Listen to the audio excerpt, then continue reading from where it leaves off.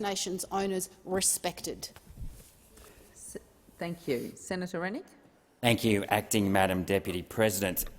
And I'd just like to touch on, first of all, Senator Waters' comments about public money being used for energy projects in this country, because the Morrison government has committed billions and billions and billions of dollars to renewable energy, not the least $10 billion in the Clean Energy Fund, $5 billion in the Snowy Hydro, $3.5 billion for the Climate Solutions Package, another $2.5 billion for an emissions reduction fund, $1.5 billion for the Australian Renewable Energy Agency, another $1 billion for a grid reliability fund that has now become another fund, and of course $500 million for the hydrogen strategy.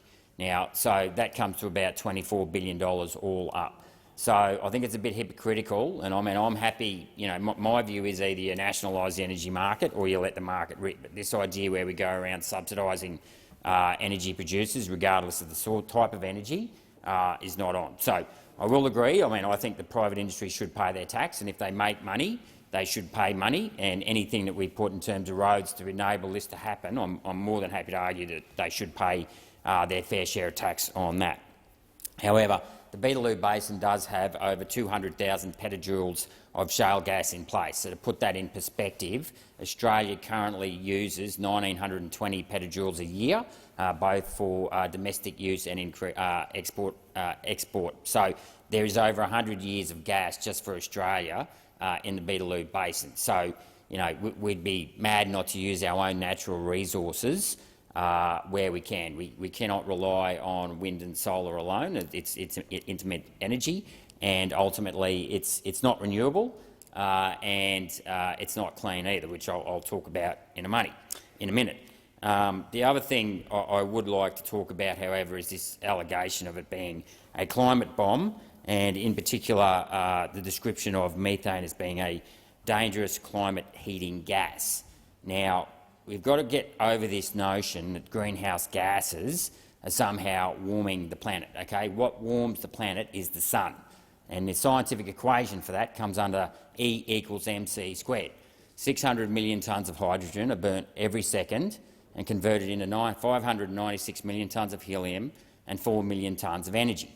And that energy is transported in the form of a photon to planet Earth. Not all of it, but some of it comes here on planet Earth, and depending on where it was created in the sun, if it was created internally in the sun, in the middle of the sun, it can take up to 170,000 years just to get out of the sun, and then once it's out of the sun it takes about 8 minutes and 20 seconds to get here. But that'll have a lot less energy of a photon created on the edge of the sun. We'll get here with a lot of energy, and that will come either as an ultraviolet ray or a gamma ray, and that'll have a lot of energy, hence why we've got to stay out of the sun.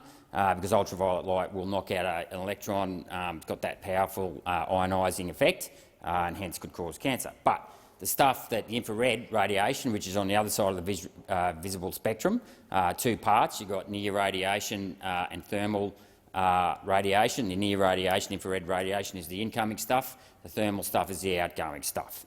And methane, interestingly enough, is actually, even though it stays in the atmosphere for about 20 years versus supposedly carbon dioxide for 200 years, but that ignores the photosynthesis effect, and lots of it gets absorbed by the ocean to create corals of all things, does actually emit at about 8 microns versus 15 microns for carbon dioxide, which I'll talk about in a minute.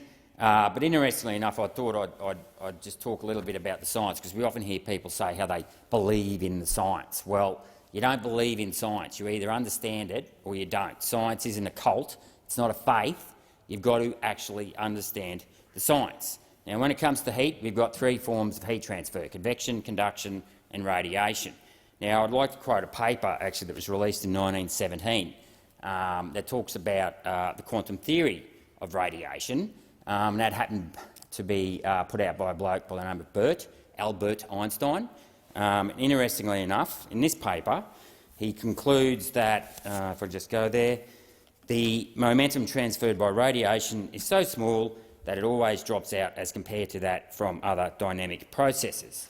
And if I just refer, so what that basically means is that radiation has such a minimal impact that it's basically negligible in the overall transmission of energy on planet Earth. And interestingly enough, he says at the start and I love to quote these scientists because we're told we've got to believe the science. Well, here's the science, that molecules will acquire as a result of their mutual interaction by collisions. So interestingly enough, and he goes on in this paper to talk about, well, nitrogen and oxygen, which make up over 95% of the atmosphere, they're also heated up as well. So given that they don't emit radiation, how is it that these things heat up? And if radiation is such a powerful effect, and effectively they heat up because the major form of heat transfer in the environment is convection and conduction. So lots of, about 8 million collisions a second go on. That's conduction, and then convection is basically where the wind and the evaporative cooling from the ocean, everything basically cools the planet. Now, the reason why we need to understand that is because, unlike climate theory, climate science theory, and that's all it is. It's a theory. There is actually a true science that's been around for about 200 years, and that's the science of heat, which is called thermodynamics.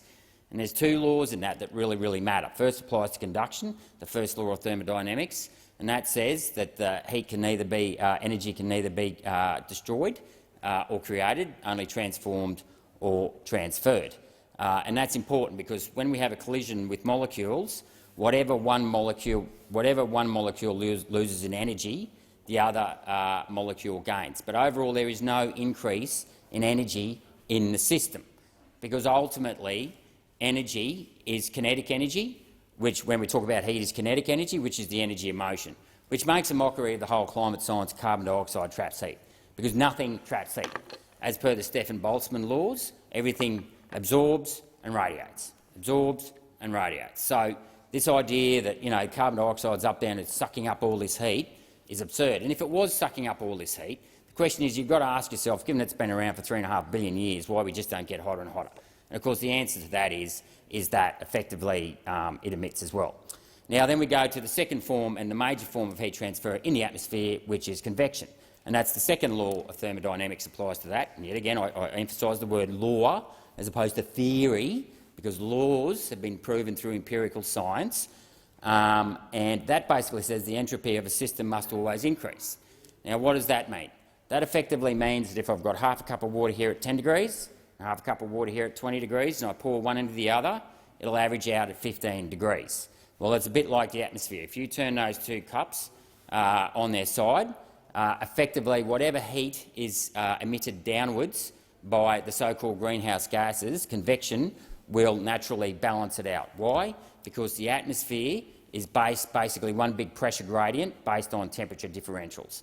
And any change in the pressure or the temperature will always seek to increase the entropy of a system.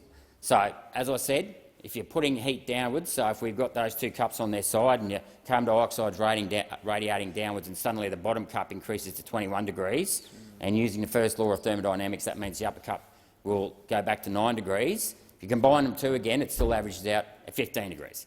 So, long story short, we really have to stop scaring the world with this whole climate change mantra, because the climate has always changed and the Earth has always been able to balance it out as a result of the atmosphere, pressure gradients, evaporative cooling and so on. Now, the other thing that I want to touch on here is, of course, the idea, the proposed solutions to all of this is somehow renewable energy.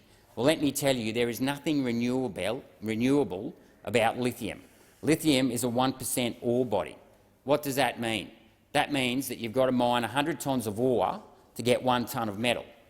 Now, these ore bodies don't sit in the ground in a nice perfect shape where you can go in and just dig it up.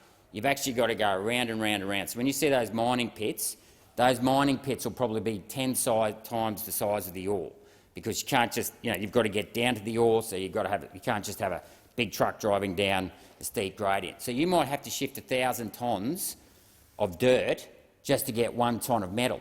Now, that metal, lithium, to get that actually out of the ore, has got to go through 4 intensive electrolysis processes before it's even ready to be put into a battery, right? And that's just one half of the battery. You then got to use a graphite as the cathode, so then you've got to dig all that up as well.